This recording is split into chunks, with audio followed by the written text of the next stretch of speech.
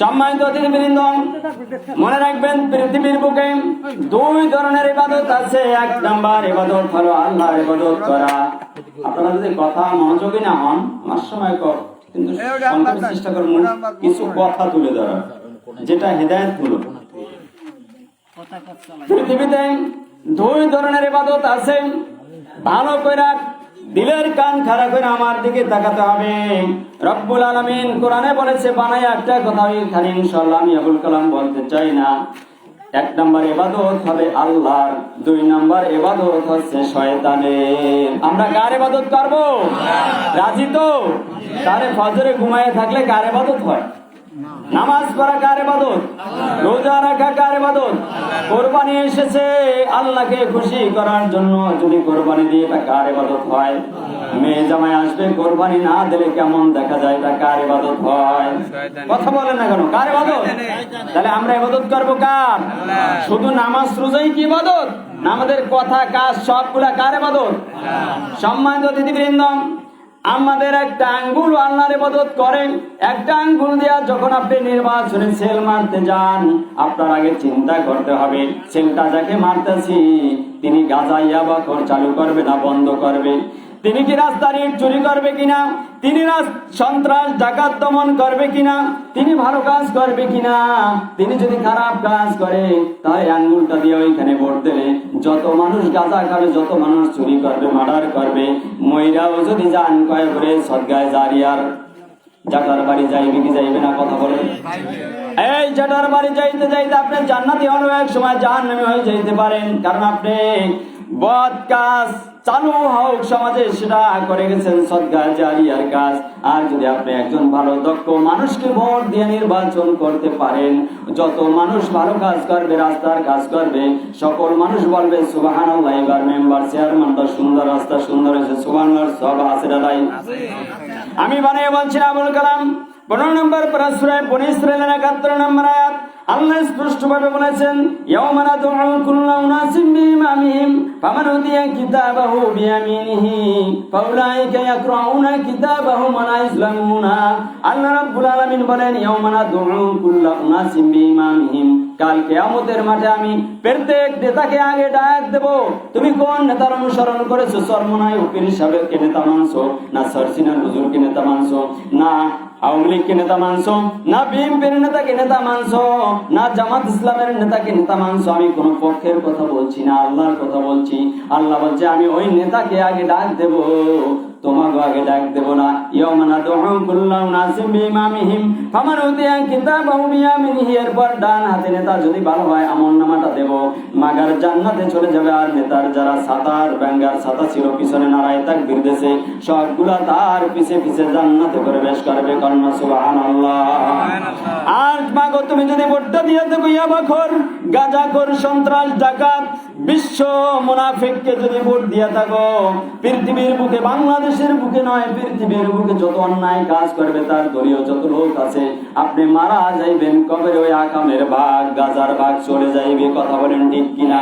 Vote দিয়েছেন আমাকে, আমি বেশ্যাপাড়া চালু করলাম, রাত 3টায় জিকির করতে করতে ঘুমায় গেলাম, ওইদিকে বেশ্যাপাড়ায় আকাম চলতেছে, আপনারা মন নামায় ঢুকতেছে কিনা বলেন? আপনি তসবিহ পড়তেছেন সুবহানাল্লাহ সুবহানাল্লাহ, ভোট দিছি এইবার সুবহানাল্লাহ সুবহানাল্লাহ, ওদিকে বেশ্যাপাড়ায় আকাম চলতেছে, ভাগ পাইতেছেন কিনা? কথা বলেন। এর নাম সদগায়ে জারিয়া। বুঝতে হবে ভালো কইরা, আপনার একটা আঙ্গুল দিয়ে আপনি জাহান্নামে যেতে পারেন, একটা আঙ্গুলের কারণে আপনি জান্নাতে যেতে পারেন।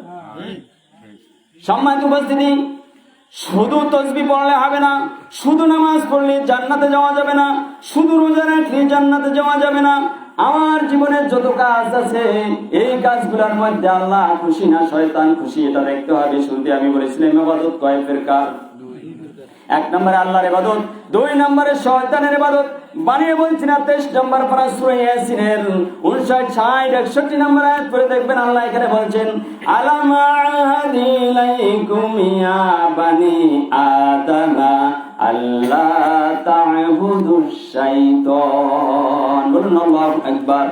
আল্লাহ বলেন, হে বনি আদম সন্তানেরা, আলাম আহাদিলাইকুম ইয়া বানি আদম, হে বনি আদম সন্তানেরা, আমি কি তোমাদেরকে নিষেধ করি না যে আল্লাহ তা'বুদুশ শাইতান, তোরা শয়তানের ইবাদত করবি না? তার শয়তানের ইবাদত কি? গাঁজা খাওয়া কার ইবাদত? কথা কর। গাঁজা খাওয়া কার ইবাদত? জুয়া খেলা কার ইবাদত? চুরি করা কার ইবাদত? ডাকাতি করা কার ইবাদত? নামাজ না পড়া কার ইবাদত? মা বাবাকে লাথি মারা গালিগালাজ করা কার ইবাদত? এইগুলো হয় কিনা সমাজে? অথচ আপনি বলেন আমি আল্লাহর ইবাদত করছি। কিসের ইবাদত করছেন আপনারা? আজকে সকালবেলা আমি একটা লাইভ করছি একখান হাদিসের উপরে, যে হুযায়ফা রাদিয়াল্লাহু থেকে বর্ণিত হাদিস। আল্লাহ রাসূল সাল্লাল্লাহু আলাইহি ওয়াসাল্লাম বলেন, তোমরা অন্যায় কাজের নিষেধ করবা, সৎ কাজের আদেশ করবা, অন্যায় কাজের নিষেধ করবা। যদি সৎ কাজের আদেশ না করো আর অন্যায় কাজের বিরোধিতা না করো, বাধা প্রদান না করো কঠোর হস্তে, তাহলে তোমাদের উপর আল্লাহর গজব নাযিল হবে। তখন আল্লাহর কাছে দোয়া করবা, তা কবুল হবে না। কি হবে না? দেখছেন, অনেক সময় বিপদ আসে, বালা মুসিবত আসে, সন্তান বিদেশে অসুস্থ আছে, এত কান্নাকাটি দাস ঝটকা কামায় না, তখন আল্লাহ কানে শুনে না, আছে না নাই? অথচ চোখের সামনে গাঁজা খায়, চোখের সামনে ইয়াবা খায়, চোখের সামনে নামাজ পড়ে না, আপনি নিষেধ করে নাই, আপনার অন্যায় কাজের নিষেধ করে নাই। এখন আল্লাহর গজব আসছে, এখন কাইন্দা মরে গেল, আল্লাহ তাআলা কবুল করবে না। কথা বলেন ঠিক না বেঠিক? সম্মানিত উপস্থিতি, এই জন্য আমাদেরকে ঠিক করতে হবে। আমি আগে ঠিক হবো, আমার সন্তানদেরকে ঠিক করতে হবে, আমার আত্মীয় স্বজন যারা আছে সকলকে ঠিক করতে হবে। আমি একলা জান্নাতে গেলে হবে না। 25 পারা সূরা সূরা এর 214 নম্বর আয়াত, ওয়া আনজির আশিরাতাকাল আকরাবিন। ও দুনিয়াবাসী, ও মুহাম্মদ রাসূলুল্লাহ, দুনিয়ায় আপনি একা জান্নাতে গেলে চলবে না। আপনার আত্মীয় স্বজন যারা আছে, ফুফু বাড়ি আছে, খালা বাড়ি আছে, গ্রামবাসী আছে, সবাইকে জাহান্নামের ভয় দেখাও আর আল্লাহর ভয় দেখাও। কার ভয় দেখাতে হবে? মুহাম্মদ রাসূলুল্লাহ 570 খ্রিস্টাব্দে যখন মক্কায় প্রবেশ করলেন, জন্ম নিলেন, তখন মক্কায় মূর্তি পূজা চলতো, চিন্তায় চলতো, গাঁজা ইয়াবা চলতো, মদের ভান্ডার ছিল। আল্লাহ রাসূল হজ করে করে, কোরআন দিয়া তাফসীর করে করে, সব দুরিশ্বর করে মক্কা থেকে মদিনায় কোরআনের রাজ কায়েম করলেন। কন্যা নরয়ে থাকবে, কায়েম করলেন কে? মুহাম্মদ রাসূলুল্লাহ। আজকে আমরা রাজনীতির কথা বলে জিকির করবে, দুশি করবে, খাইব, এগুলো রাজনীতির বুঝি কি? রাজনীতি আমরা করি না, আল্লাহ করে। সকল রাজার রাজা কে? আল্লাহ। 4 নম্বর পারা সূরা আল ইমরান আয়াত নম্বর 26, কুলিল্লাহুম্মা মালিকাল মুলক তুতিল মুলকা মান তাশা। আল্লাহ বলে দুনিয়ার সমস্ত বাদশার বাদশা আমি। কন্যা সুবহানাল্লাহ। রাজত্ব তো আল্লাহ করে। আল্লাহ রাসূলকেও আল্লাহ বলেছিলেন, মক্কা থেকে যখন হিজরত করে মদিনায় গেলে রাতের আধারে কাফের সন্ত্রাস আর ডাকাত গাজা ইয়াবা খোরের জ্বালায় যখন কাবা ঘরে থাকতে পারলেন না, রাসূল মক্কা থেকে মদিনায় হিজরত করলেন। 313 জন নিয়ে বদরের যুদ্ধে দাঁড়িয়ে গেলেন। সেখান থেকে যখন 10,000 সাহাবী হইল, আল্লাহ রাসূলকে আল্লাহ বললেন, তুমি আমার কাছে দোয়া করো। 15 নম্বর পারা সূরা বনী ইসরাইল এর 80 নম্বর আয়াত করে দেখবেন, এখানে আছে, অপর রাব্বি আদখিলনি মুদখালা সিদকিন ওয়া আখরিজনি মুখরাজা সিদকিন ওয়াজআল লি মিন লাদুনকা সুলতানান নাসীরা। বলুন আল্লাহু আকবার। ওয়াজআল লি, হে রাসূল আপনি বলেন, দোয়া করেন আমার কাছে, ওয়াজআল লি আমারে বানাই দেন, মিন লাদুনকা সুলতানান নাসীরা, এই দুনিয়ার মধ্যে আমারে বাদশা বানাই দেন, সরকার বানাই দেন। কন্যা সুবহানাল্লাহ। আল্লাহ নিজে শিক্ষা দিয়েছে রাজনীতির জন্য, আপনি দোয়া করেন আমার কাছে, কোরআনের রাজ কায়েম করা লাগবে। কন্যা সুবহানাল্লাহ। আজকে সেই কোরআনের কারণে, রাসূলের দোয়ার কারণে আমরা দাঁড়িয়ে টুকি পেয়েছি, নামাজ পাইছি। আজকে সেই নামাজ ছেড়ে দিয়েছি। আমরা তাহলে ইবাদত করতেছি কার? আলামা হাদিলাইকুম ইয়া বানি আদম আল্লাহ তা'বুদুশ শাইতান। হে বনি আদম সন্তানেরা, তোমরা শয়তানের পূজারি করবে না, ইবাদত করবে না। তাহলে কার ইবাদত করবেন? এই কথাটাই আল্লাহ 61 নম্বর আয়াতে তুলে ধরেছেন, ওয়ানি'বুদুনি হাদা সিরাতুম মুস্তাকিম। তোমরা শুধুমাত্র আমার ইবাদত করবে, এটাই জান্নাতের রাস্তা। কন্যা সুবহানাল্লাহ। ওয়ানি'বুদুনি, আল্লাহ বলছে আমার ইবাদত করবা শুধু, এটাই জান্নাতের রাস্তা। সম্মানিত উপস্থিতি, 7 নম্বর পারা সূরা মায়েদার 44 নম্বর আয়াত, ফালা তাকশাউন নাস আখশাউনি। হে দুনিয়ার মানুষ, দুনিয়ার মানুষকে ভয় পাইস না, আখশাউনি আমি আল্লাহকে ভয় করো। ফালা তাকশাউন নাস আখশাউনি ওয়ালা আল্লাহ রাব্বুল আলামিন আয়াতের শেষে বলেন, ওয়ামান লাম ইয়াহকুম বিমা আনজালাল্লাহু ফাউলাইকুমুল কাফিরুন। যারা আসমান থেকে নাযিলকৃত কোরআন দিয়ে দেশের বিচার ফয়সালার কাজ করবে না, ফাউলাইকুমুল কাফিরুন, তারা সব কাফির। পরে আয়াতে বলছে ফাউলাইকুমুজ জালিমুন, তারা জালেম।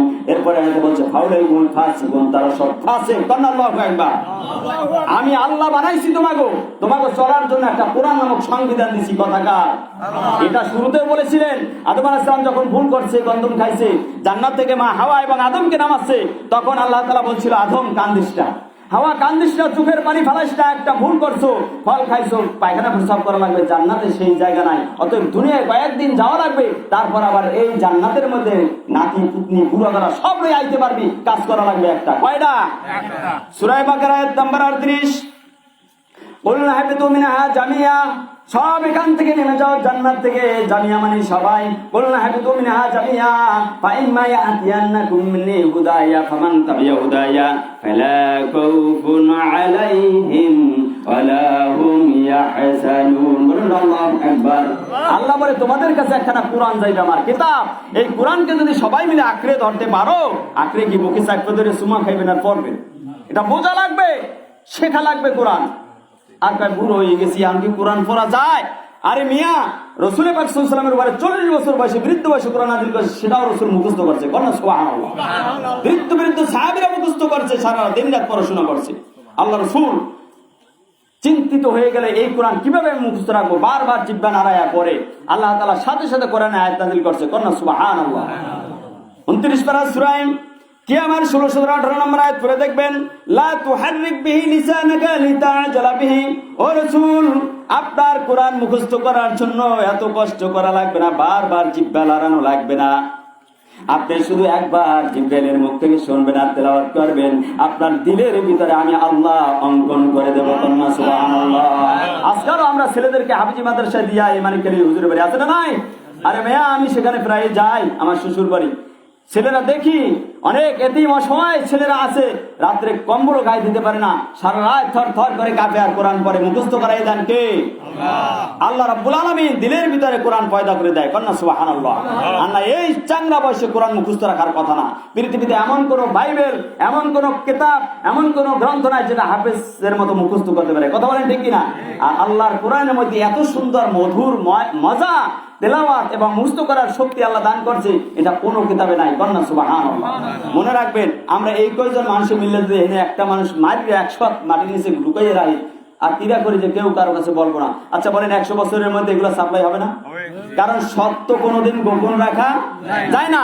কোরআন যে সত্য, আল্লাহ যে সত্য, এই কথা গোপন রাখা যায় না। বিদায় গবেষণা কইরা লক্ষ লক্ষ মানুষ প্রত্যেক বছর কলেমা কইরা মুসলমান হয়। কন্যা সুবহানাল্লাহ। আর অসত্যের দুনিয়ার থেকে দুনিশ্বাস হইতেছে। ঠিক কিনা বলে? সম্মানিত পৃথিবীবৃন্দ, আমি যে আয়াতখানা আপনাদের সামনে তেলাওয়াত করেছি, আমাদের সামনে কোরবানি, আমাদের সামনে কি? এটার মধ্যে শিক্ষা আছে না নাই? আল্লাহ রাসূল সাল্লাল্লাহু আলাইহি ওয়াসাল্লাম আমাদের যে ইব্রাহিম আলাইহিস সালাম, আমাদের মুসলিম পিতার জাতির পিতা কে? জাতির পিতা কে? বাংলাদেশের ইতিহাসে থাকতে পারে জাতির পিতা, সেটা ভিন্ন কথা, কিন্তু तमाम বিশ্বজাহানের মুসলিম জাতির পিতা কে? ইব্রাহিম আলাইহিস সালাম। আল্লাহ বলেছে আমি বানাই বললে হবে?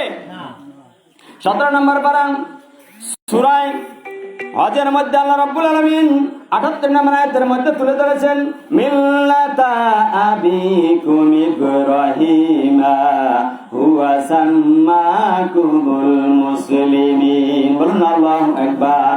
আল্লাহ বলেন তোমাদের জাতির পিতা আমি ইব্রাহিম আলাইহিস সালামকে বানাইলাম। কন্যা সুবহানাল্লাহ। কিভাবে বানালে? ইব্রাহিম আলাইহিস সালাম গাছের আগায় কুড়াল নিয়ে গাছ কাটতেছে।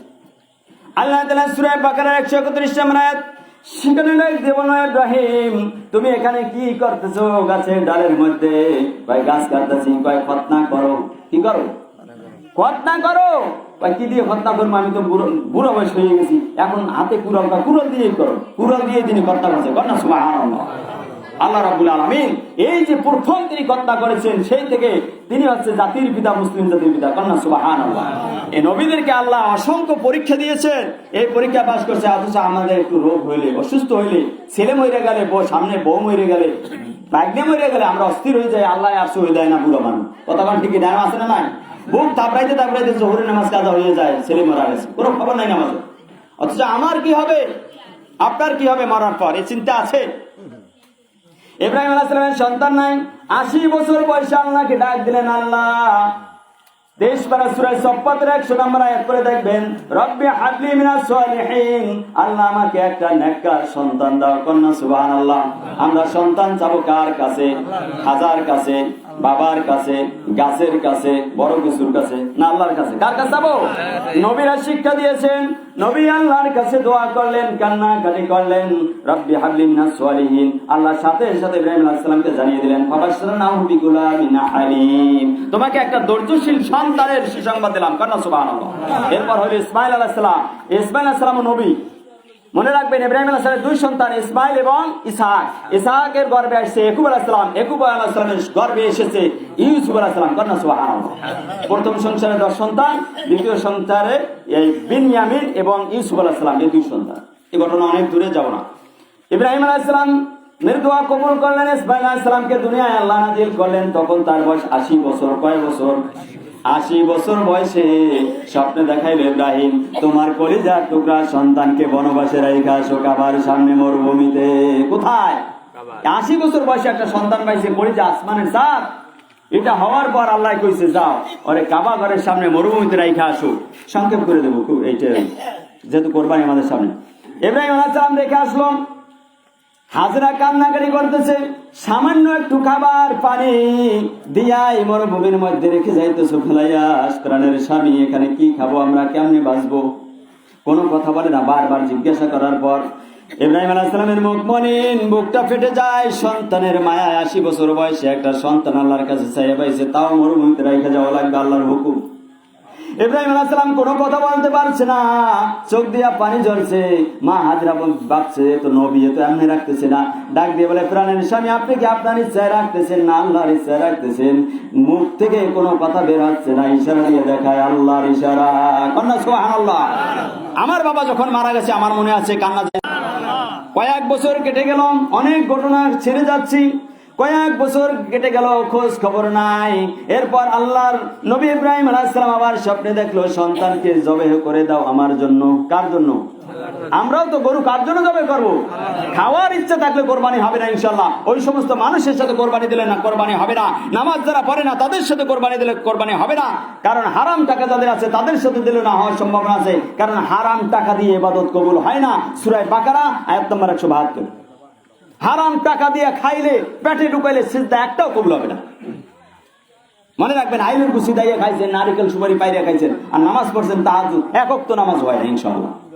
পরের গাছের রেহা, পরের গাছের ওই ঝিঙ্গা পাইরিয়া বই ঘরের মানুষ বাড়ি নাই, আইনে চড়াই চড়াই খাইলেন, আপনার সিজদা কবুল হয় নাই, কোরআন তেলাওয়াত কবুল হয় নাই। সূরা বাকারা আয়াত নম্বর 172। ইয়া আইয়ুহাল্লাযীনা আমানু কুলু মিন তাইয়্যিবাতি মা রাযাকনাকুম ওয়াশকুরু লিল্লাহি ইন কুনতুম ইয়্যাহু তা'বুদুন। আল্লাহ বলে, যদি ইবাদত হিসাবে কবুল করতে চাও তোমার সমস্ত কাজ, আগে হালাল খানা খাও। কথা কার? আল্লাহ। এজন্য ইসমাঈল আলাইহিস সালামকে ওখানে রেখে গেল। এরপর ইব্রাহিম আলাইহিস সালাম আইয়া সেই 5-6 বছর বা 7 বছর বয়স উপনীত হয়েছে, তখন আইয়া ছেলেরে কানে কানে কয়, বাবা স্বপ্নে দেখছি আল্লাহর জন্য কোরবানি হইতে আমি ইসমাঈল রাজি আছি, জলদি করে আপনার চাকুতে ধার দেন, তবে শর্ত 3টা। কয়টা? চাকুতে সুন্দরভাবে ধার দেবেন, আমি যেন আঘাত না পাই, চোখটা বেঁধে নেবেন, কারণ প্রাণের কলিজার টুকরা 80 বছরের একটা সন্তান আমি। আমার দিকে তাকাইলে আপনি চোখে পানি রাখতে পারবেন না, জবাই দিতে পারবেন না। আপনি পাগড়ি দিয়া চোখটা বাঁধা আমার এই চাকু চালাইবেন, চাকুটা যেন দাঁড় হয়, আমার যেন কষ্ট না হয়, আপনার যেন জবাই দিতে কষ্ট না হয়। আর আমার পাও গুলা বাঁধে নেবেন, কারণ আমি সর্দ হওয়ার সময় পা আপনার গায়ে লাগতে পারে। আমি সন্তান হইয়া বাবার গায়ে পা লাগাবো, এটা আমি বরদাস্ত করতে পারবো না। কন্যা সুবহানাল্লাহ। একটু পরে ইসমাঈল আলাইহিস সালাম আবার চোখের পানি ঝরে বলে, বাবা পা বান্ধা লাগবে না, আমি ধৈর্যশীল থাকবো, আমার পাও বান্ধা লাগবে না, কারণ কিয়ামতের মাঠে আমি এই দুর্নাম নিয়ে উঠতে চাই না যে মনে হয় সন্তান রাজি ছিল না এই জন্য পাও বান্ধা লইছে। বাবা আমি আল্লাহর উপর ধৈর্যশীল থাকবো, ইনশাআল্লাহ মিনাস সাবিরিন। বলুন আল্লাহু আকবার। বাবা তার সন্তানের ধৈর্য দেখে, ইমান দেখে মরুভূমির মধ্যে দিয়ে নিয়ে যাইতেছে মিনায়, তাকে কোরবানি করার জন্য প্রতিবদ্ধ। অনেক কথা শয়তান ওয়াসওয়াসা কারো কথা শুনে নাই।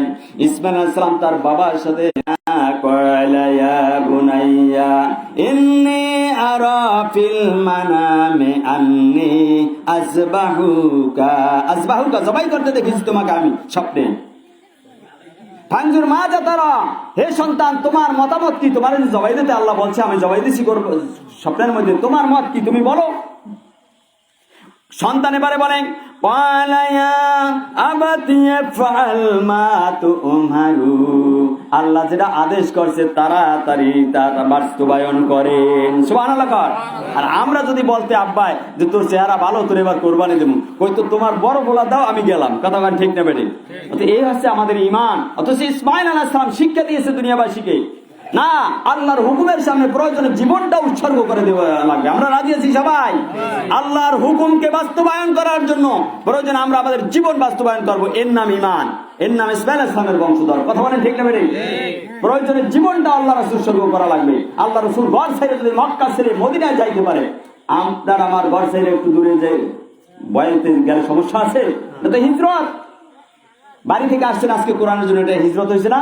আমরা এখানে কষ্ট করে আসছি, জান মাল দিয়ে এখানে এসেছি যারা, এটাই জান্নাতের রাস্তা। কন্যা সুবহানাল্লাহ। ইসমাঈল আলাইহিস সালাম বলেন, কোয়ালা ইয়া আবাতি ইফআল মা তুমারু সাতাজিদুনি ইনশাআল্লাহু মিনাস সাবিরিন। আল্লাহ যদি চান আমাকে ধৈর্যশীল অবস্থায় পাইবেন, আপনি চাকু চালাইয়া দেন। তবে আমার শর্ত হচ্ছে একটা, বাবা আমি তো আপনার আদরের সন্তান, মা হাজেরার একটা কলিজার টুকরা, তো কোনো সন্তান নাই, কি নিয়ে মা থাকবেন? আমার জবাই করার পর আমার রক্ত মাখা জামাটা আমার মায়ের কাছে পৌঁছাইয়া দিয়েন। সুবহানাল্লাহ। এ হচ্ছে মা আর বাবা। একটা ছোট গরু হোক, সেটা আল্লাহর জন্য সুন্দর সিং আছে কিনা, সবকিছু সুন্দর আছে কিনা, ইসমাইল যেমন সুন্দর ছিল, ঠিক তেমনি ভাবে একটা সুন্দর জিনিস আল্লাহর জন্য আমরা কোরবানি দেব। কার জন্য? এরপর আল্লাহ খাইতে নিষেধ করছে আপনারে। 17 নম্বর পারা সূরা হজের 27 নম্বর আয়াত পড়ে 28 নম্বর আয়াত পড়ে দেখবেন, ফাকুলু মিনহা ওয়া আতিমুল বাইসাল ফকিরা, তোমরা খাও, ফকিরদেরকে দাও। কন্যা সুবহানাল্লাহ। আল্লাহ খাইতে নিষেধ করে নাই, তাই বলে আমার নিয়তটা সহি করা যায় না একটু? খালি খাওয়ার জন্য, ফ্রিজে আপ করার জন্য না, এটা ফকির মিসকিনদেরকে আল্লাহ দিতে বলছে। কিন্তু শুরুতে আল্লাহ বলছে তোমরাও খাইও। আর খাইতে বলছেন কে? আল্লাহ। সম্মানিত উপস্থিতি, আল্লাহ তাআলা দেখতে চাইলেন ইব্রাহিম আলাইহিস সালাম আর ইসমাঈল আলাইহিস সালামের রুচিটা কি, আল্লাহর জন্য কতটা ভালোবাসা, তাকওয়া কতটুকু। ইসমাঈল আলাইহিস সালামকে যখন কোরবানি দেয়, চাকু চালাইতেছে, সাথে সাথে আরশে আজিম কেঁপে গেল। কন্যা সুবহানাল্লাহ। বাপ বেটার ঈমান পরীক্ষা, তাকওয়া দেখে আল্লাহর আরশ কেঁপে গেল। আল্লাহ খুশি হয়ে গেলেন। আল্লাহর উদ্দেশ্য ছিল, ছেলে এত সুন্দর ছেলে, 80 বছরের এই সন্তানটাও আমার জন্য দিতে রাজি আছে কিনা আমি দেখতে চাই, ইব্রাহিমের ঈমান পরীক্ষা দেখতে চাই। আল্লাহ খুশি হয়ে ডাক দিয়েছে আসমান থেকে সরাসরি, ওয়ানাদাইনাহু আনিয়া ইব্রাহিম। কন্যা সুবহানাল্লাহ। সূরা সাফফাতের 104 নম্বর আয়াত, ওয়ানাদাইনাহু আনিয়া ইব্রাহিম, হে ইব্রাহিম কদ সাদ্দাকতা রুইয়া, তুমি তোমার স্বপ্নকে বাস্তবায়িত করেছো, আমি আল্লাহ খুশি। তুম্বাটা সেখানে ডুবাইয়ে দাও। কন্যা সুবহানাল্লাহ। এরপর তুম্বা কোরবানি হয়ে গেল, ফস করে রক্ত বের হইল। ইসমাইল পাশে উঠে দাঁড়িয়ে গেল, বাপ বেটা দেখে আশ্চর্য হয়ে গেল। কন্যা সুবহানাল্লাহ। এই ইসমাইল আলাইহিস সালামের সেই স্মৃতিকে ধরে রাখার জন্য আল্লাহ রাব্বুল আলামিন কিয়ামত পর্যন্ত আমাদের উপর কোরবানি ওয়াজিব করেছে। কন্যা সুবহানাল্লাহ। কোন কোন আলেমদের মতে সুন্নাতে মুআক্কাদা, আর আমাদের হানাফি মাযহাব অনুযায়ী কোরবানি দেওয়া ওয়াজিব। কোরবানি দেওয়া কি? কোরবানি দেওয়া কি? লাইয়ানাল্লাহু লুহুমুহা ওয়ালা দিমাউহা ওয়ালাকিন ইয়ানালুহু তাকওয়া মিনকুম। আল্লাহ রাব্বুল আলামিন সূরা হজের 37 নম্বর আয়াত অর্থাৎ 36 নম্বর আয়াতের মধ্যে বলেন যে লাইয়ানাল্লাহু লুহুমুহা ওয়ালা দিমাউহু, লাহমুন মানে গোশত, তোমাদের গোশত আর রক্ত এটা আল্লাহ খাইতে চান না, নিতে চান না। ওয়ালাকিন ইয়ানালুহু তাকওয়া মিনকুম, তোমাদের তাকওয়া আল্লাহর জন্য কতটুকু এটা দেখার জন্য আল্লাহ কোরবানি ওয়াজিব করছে। কোন সুবহানাল্লাহ। তাহলে আল্লাহ কোরবানির রক্ত মাংস কিচ্ছু চান না, আমাদের চান কি? তাকওয়া। আমাদের কি চান? তাকওয়া, আল্লাহর ভয়, আল্লাহর ভালোবাসা এই মুমিনের অন্তরে কতটুকু, এটা পরীক্ষা করার জন্য আল্লাহ কোরবানি ওয়াজিব করেছে। আশা করি বুঝতে পেরেছেন। তাহলে 1 নম্বরে আমাদের ঈমান বিশুদ্ধ নিয়াত লাগবে কোরবানির জন্য। 2 নম্বরে হালাল টাকা লাগবে। কি টাকা? হালাল টাকা। 3 নম্বরে লৌকিকতা থাকতে পারবে না, লোক দেখানো। আরে আমরা কত বড় গরু কিনছি, আমরা কত বড় ছাগল পাঠা কিনছি, এইরকম যে রাস্তায় গাইয়ে গিয়ে বেড়া 2 লাখ টাকা কিনছি, 5 লাখ টাকা কিনছি, 50,000 টাকা কিনছি, এই গালগপ্প মারা যাইবে না, নিষেধ আল্লাহ রাসূলের। কথা বুঝতে পেরেছেন? এবং গরুটা যেন কোরবানির জায়গায় হেঁটে যাইতে পারে সুন্দরভাবে, এমন ছোট সাধ্য মতো কিনবেন। লুলা আতুর খুরা একটা দুম্বা আনিয়া বিশাল একটা হাতির মতো খাড়া হচ্ছে গোস্ত খাওয়ার আশায়, এটা দিয়ে কোরবানি হয়? ইসমাঈল আলাইহিস সালাম কি এরকম লুলা খুরা ছিল? না সুন্দর ফুটফুটে একটা সুন্দর ছেলে ছিল? কথা বুঝার চেষ্টা। কাল কাউসার ফাসল্লি লিরাব্বিকা ওয়ানহার, ফাসল্লি আগে নামাজ পড়ো, ওয়ানহার এরপর কোরবানি করো। নামাজ আগে তারপর কোরবানি, নামাজ ফরজ, কোরবানি ওয়াজিব। কোরবানি কি? নামাজ পড়ে না গেল কোরবানি দিলে হইব নাকি? তাহলে হুজুর বলে হুজুরের আজকে দর গাইতে যাওয়ার সময় কোরবানি দিন কার লগে? আরে ভাই এই কথা শোনার পরে আপনি তওবা করেন যে আজকে থেকে আমি নামাজ পড়বো, আমার ভাগিদারকে বলবেন আর নামাজ কামাই দেব না। কি করবো না? রাজি আছি আমরা সবাই?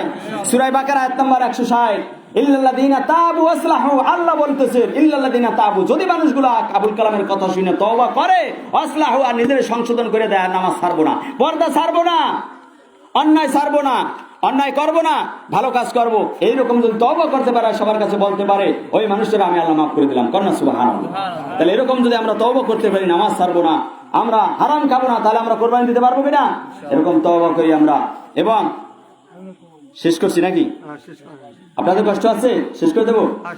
সম্মানিত অতিথিবৃন্দ, আমরা আসল কথা হচ্ছে হালাল খানা খাওয়া লাগবে। কোন খানা? হালাল খানা খাওয়া লাগবে। জান্নাতে যেতে হলে হালাল খানা খাওয়া লাগবে, পর্দায় থাকা লাগবে, কোরআন মানা লাগবে। কোরআন পইরা চুমা খাইলে হবে? বিশেষ করে আমরা নির্বাচন থেকে শুরু করে আগেই বলছি, আমি কোনো বাপখালুর পক্ষে ওয়াজ করিনি। আল্লাহ বলছে, যদি যাকে ভোট দিয়ে নির্বাচিত করবা, সে যদি ভালো লোক হয় জান্নাত, সে যদি খারাপ লোক হয় কি? এই জন্য আমরা যারা প্রার্থী আছি, আমার লাইফে যারা কথা শুনছেন সারা বাংলাদেশে, তাদেরকে ভালো হওয়া লাগবে, তওবা করা লাগবে। কি করা লাগবে? তওবা করা লাগবে। আল্লাহ বলছে ইল্লাল্লাযীনা তাবু আসলাহু, যে তুমি যদি তওবা করো আর নিজে নিজে সংশোধন করে নাও, আমি আল্লাহ মাফ করে দেবো। আর সমাজে যদি বলো আমি ভালো হয়ে গেলাম, আর নামাজ ছাড়বো না, কাম করবো না, তাহলে সমাজের লোক সবাই ভোট দাও। কথা বলে ঠিক কিনা? আমি নির্বাচনের পক্ষে বলছি, করার চেষ্টা করবেন। আর নামাজ, আল্লাহ রাসূল বলছেন, যারা ইচ্ছা করে নামাজ ছেড়ে দেয়, তারা কাফিরের দরজায় চলে যায়। কি হয়ে যায়? মান তারাকা সালাতান মুতাআম্মিদান ফাকাদ কাফারা। আল্লাহ নবী বলে, যারা ইচ্ছা করে নামাজ ত্যাগ করে, তারা কাফিরের দরজায় চলে যায়। এরপর তার তওবা করা লাগবে। কি করা লাগবে? তাহলে আমরা এখানে, এইবারে মসজিদ আছে, এখানে আমাদেরকে তাকান এক মিনিট, আমরা এখানে মসজিদ আছে, আমরা 5 ওয়াক্ত নামাজ পড়বো তো ইনশাআল্লাহ। যারা যারা শয়তানের ইবাদত করবেন, তাদের নামাজ পড়া লাগবে না। কারা কারা আল্লাহর ইবাদত করতে চান হাত দেখান। তাহলে আগামী কাল থেকে আশেপাশে যারা আছেন, এই মসজিদ জামাতের নামাজ পড়বো ফজর থেকে, রাজি আছি? তাহলে আমরা খাঁটি মুসলমান। আর মা বোনদেরা যারা আমার কথা শুনেন লাইভ থেকে, সবাইকে বলবো, আমরা যদি পর্দায় না থাকতে পারি, স্বামীর সেবা না করতে পারি, নিজের সতীত্ব বজায় না রাখতে পারি যৌনাঙ্গে, তাহলে কিন্তু আমরা জান্নাতে যেতে পারবো না। মা বোনদের একবারে জান্নাতে যাওয়া সহজ। নিজের যৌনাঙ্গ ঠিক রাখা, নিজে পর্দায় থাকা, স্বামীর সেবা করা, 5 ওয়াক্ত নামাজ পড়া, আল্লাহ নবী বলে জান্নাতের 8টা দরজার জন্য খোলা। কন্যা সুবহানাল্লাহ। আর আমরা পুরুষ, আমাদের অনেক হিসাব, কোন রাস্তায় করছি, কোন রাস্তায় ব্যয় করছি, অনেক হিসাব। আল্লাহ তাআলা আমাদের সকলকে বুঝে শুনে জান্নাতে যাওয়ার তৌফিক দান করুক। সকল বলে আমিন।